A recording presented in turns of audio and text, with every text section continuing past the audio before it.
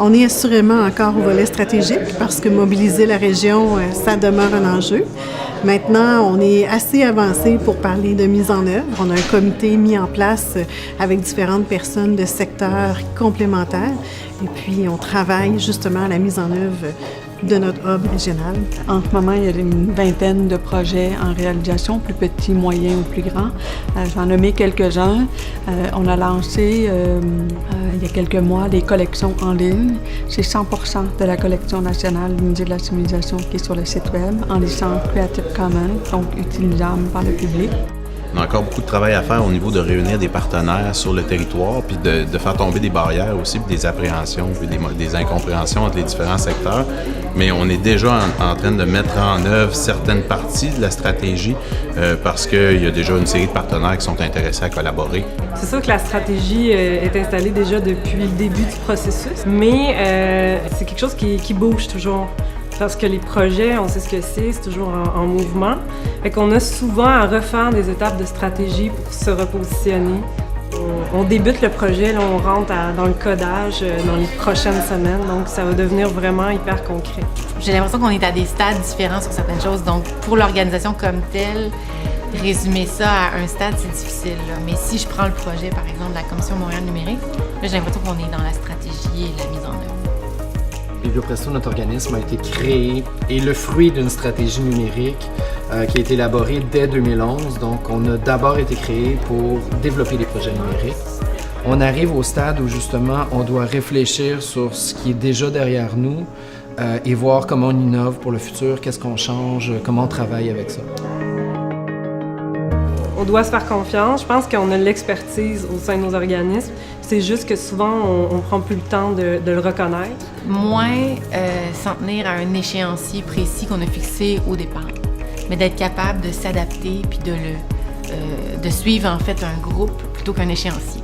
De voir comment les autres milieux nous perçoivent, à mon avis, il y a là vraiment un apprentissage important à intégrer puis une transformation importante dans le discours qu'on a. Là.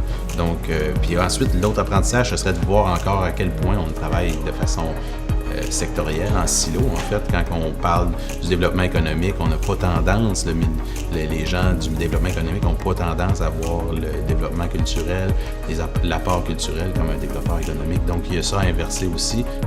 Donc, d'y aller le plus rapidement possible, de ne pas nécessairement travailler en test fermé ou etc. Donc, nous, maintenant, on développe des nouvelles fonctionnalités.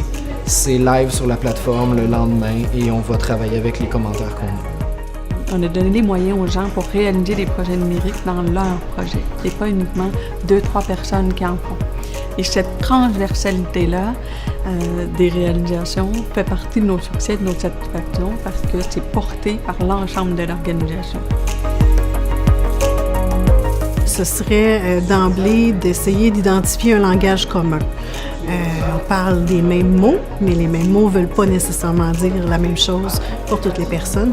Donc, un langage commun nous aiderait à être plus rapide, peut-être, oui. C'est drôle à dire parce que je pense qu'une partie du succès de la plateforme de livres numériques qu'on a fait, ça a été d'y aller très, très simplement en reproduisant des schémas, des structures qui existaient dans le livre papier, puis on les a tout simplement amenés dans le numérique. Il y aurait beaucoup d'opportunités, on pourrait développer différents types de choses, différentes, par exemple, licences d'utilisation des livres, différents types d'usages pour d'autres publics. Et on est un petit peu bloqué, ou du moins tiré en arrière, par ces anciennes structures-là.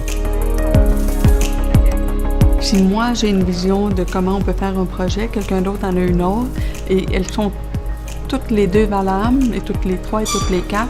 Et c'est cette multiplicité de visions et de réalisations qui fait la richesse des expériences qu'on fait vivre. Donc, on est allé chercher quelqu'un qui a une expertise, qui nous accompagne dans le projet.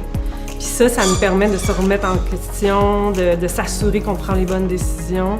Et comme je l'ai dit, à date, moi, il n'y a rien que je changerais.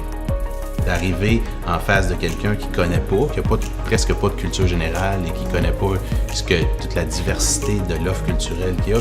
Des fois, on a tellement de barrières à faire tomber que d'avoir de l'aide d'un influenceur ou de quelqu'un qui est dans ce milieu-là et qui va avoir la confiance de notre interlocuteur, bien, ça fait tomber les barrières beaucoup plus facilement. Donc, je ferais peut-être ça différemment, c'est-à-dire que je planterais peut-être des taupes dans différents secteurs au lieu d'aller à l'attaque moi-même.